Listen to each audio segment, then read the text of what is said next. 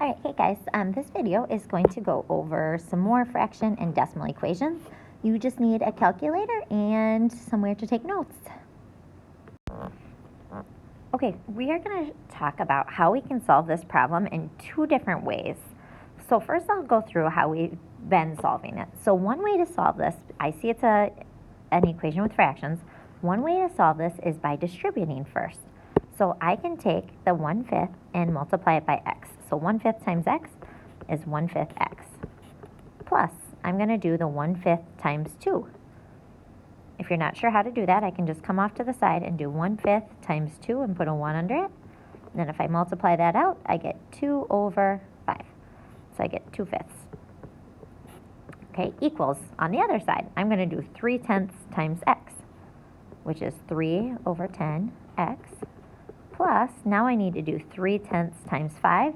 Again, if you're not sure how to do that, I'm just going to come over to the side and do 3/10 times 5, or 5 over 1. Okay, if I work that out, I end up with 15 over 10. And I can just leave that for now, 15 over 10. All right, from there, we want to try to get rid of the fractions. So remember, you can look at the bottoms of the fractions. I see a 5, a 10, and a 10. And I need to find like the least common denominator for 5 and 10, which is 10. And that is what I'm going to multiply by. So I need to multiply every single term by 10. So I need to multiply this by 10, this by 10, this by 10, and this by 10. Okay, if I do that, I get, on the first one, 10 over 5x, plus, here I get 20 over 5, equals here I get 30 over 10x, and here, remember you can put a 1 underneath it, I get 150 over 10. So we've been doing this, right? The next thing is you go through and divide. Again, we've done this already, so this should not be a surprise. So I just go through and divide that, and I end up with 2x plus 4 equals 30 divided by 10 is 3x plus 15. So all I did was divide. Now I would just draw my line down and solve it. So that's how we have been solving it. Now I'm going to show you a different way you could go about this. So here's the same problem again. Now what you can do is, instead of distributing right away, you can actually look at the bottom of the fractions. I see 5 and 10. They both go into 10. So I'm going to take both of these fractions and multiply them by 10. So I'm going to take this first one and times this whole thing by 10, because that's one big term. And then back here, I'm going to times this whole thing by 10. All right, now the nice thing about this is when you times by 10, when you're timesing this whole thing by 10, you just need to actually multiply this first little chunk up here. So I'm going to do 10 times a fifth. I'll even put a 1 underneath the 10. I end up with 10 over 5, and then I still have that x plus 2 there. Right, so I did multiply this whole thing by 10. I just did this part out front. Equals, here I'm going to put a 1 under there. 10 times 3 is 30. Over 1 times 10 is 10. And then I still have that x plus 5 connected to it. All right, now I can actually go ahead and divide. So I'm going to do my dividing here. 10 divided by 5 gives me 2. And then parentheses, I have x plus 2. Equals here, 30 divided by 10. That gives me 3. And then I still have that x plus 5. All right, now we've solved these before. Okay, just distribute. I end up with 2x plus 2 times 2 is 4. Equals here, I get 3x, and then 3 times 5 is 15, plus 15, and then I just draw my line down. Now, we ended up with the exact same thing right here as when I solved it the first way. Okay, so there are two ways to solve this. You kind of get to choose which way you like better or which way makes more sense to you. So I'm going to show you the second way one more time. So you could, again, if you want to do this, you could go ahead and distribute right away. Do this first. You could. You do not have to do that, though. So I'm going to do it the other way. So the second way that you could do it is by looking at the bottom of the fractions. If you look at the bottom of the fractions and find out what does 3 and 5 both go into. Okay, because there's a 3 here and a 5 here. Well, they both go into 15. So I'm going to times each of the terms by 15. Remember, this is one big thing here. So I'm going to times that by 15, and then back here, I'm going to times that by 15. And I'm going to put a 1 under it, because I'm working with fractions. So I'm going to actually times this.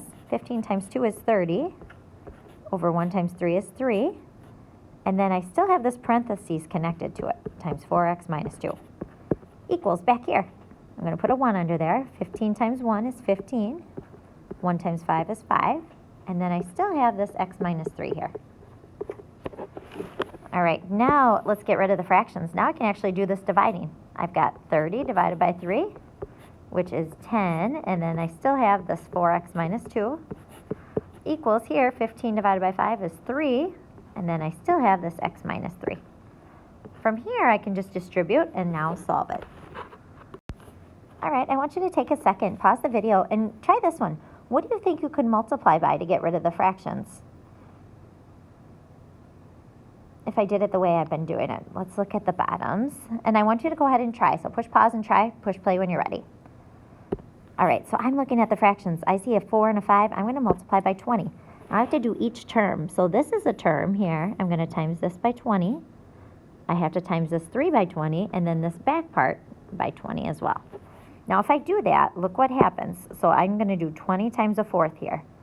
So I have 20 over 4, right, because I'll put a 1 under there. And then it's still connected to that x plus 2. That's all one term there. Minus, I'm going to do my 20 times 3 right here, which is 60. Equals, in the back here, I'll put a 1 under the 20. 20 times 3 is 60. Over 1 times 5 is 5. And then I still have the x plus 5. Now look what happens. I get rid of my fractions. 20 divided by 4 is 5. And then I still have x plus 2 minus 60 equals, if I do 60 divided by 5, I get 12. And then I still have this x plus 5 here. Okay, now my last step is just to draw my line down and then solve it. You guys know how to distribute. Just be careful here. You do 5x plus 5 times 2 is 10, and then minus 60. And here I'll do 12x plus 12 times 5 is 60. Now from there I could solve. All right, I would like you to pause the video again, and this time I want you to try this one using whichever method you like. So, two options. You can multiply, you can distribute first if you want. Okay, and then you can multiply to get rid of the fractions, or you can times each of the terms by something right away, and then. Okay, so push pause. I want you to try to solve the video, and you're going to enter your answer in Edpuzzle here so we can see what you get. Okay, now I'm going to show you a little trick to help with decimal problems. So first thing is you need to know a little something about decimals. So if I have a decimal, 4.5, and I times it by 10, the answer ends up being 45.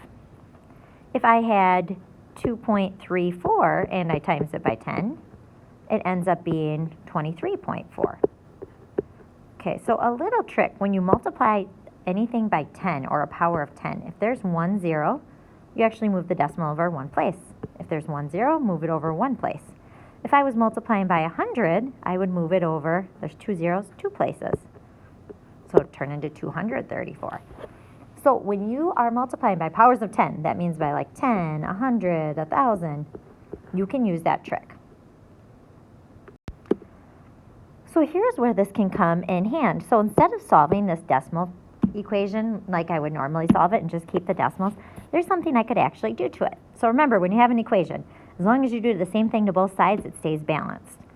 So I can actually times everything in this equation. I'm going to times it all by 10. And I'll show you why I'm going to do that. So if I times everything by 10, remember there's a little trick. If I times by 10, I can move the decimal over. Now this turns into 45. Plus, if I times this by 10, move the decimal over once. Now it's a 23x. Equals, if I times this by 10, I move the decimal over. Now it's 46. Plus, if I times this by 10, move the decimal over, now it's 27x. Now, look at these two equations, the blue one and the orange one. The orange one looks a lot easier to me. It's got all whole numbers. Okay, I could just draw my line down and solve it. The blue one has decimals, a little bit harder to work with. So I decided, again, to times it by 10 to make it much easier. Now, the reason I decided to times it by 10 is I looked, and all of these only had one decimal spot. So I knew I just had to move it over once, so I chose 10. If I had to move it over more than once, then maybe I would have chosen 100. So let's take a look at one more example. So take a look at this one. Let's say I want to get rid of these decimals. Now remember, as long as you do the same thing to both sides, it stays equal. So I see it on a lot of these, There's 2 decimal places here, 2 decimal places here, 2 and 1. So I think I'm going to multiply by, what do you think? How about 100? So if I times every single thing by 100, because I want the decimals to move over twice. Watch what happens. Move this over twice, I end up with 345. Plus, if I times this by 100, it's the same as moving it over twice, I get 275x. Equals here, if I move this over twice, I get 125 plus, move this over twice, now I gotta put a 0 there, I get 50x. Now it's a nice equation that I could solve. All right, last one, same thing. Let's look, I see a couple decimals. I don't really want decimals in an equation, so I think I'm gonna multiply. There's only one spot after the decimal. Maybe I times everything by 10. Now let's see what would happen. Let's times this by 10. We've got to do every term, so this whole thing is a term. I'll times that by 10. I got to times this by 10 and this by 10. All right, if I times this front by 10, that turns this to a 2, and then I still have that 5 minus x there. Equals here, 10 times x is 10x. Then if I times this by 10, move it over 1, and I end up with 17. Now it looks a little bit nicer. I can distribute. 2 times 5, 10. 2 times negative x is negative 2x, and then I get 10x minus 17. And like I said, now you could solve it from there.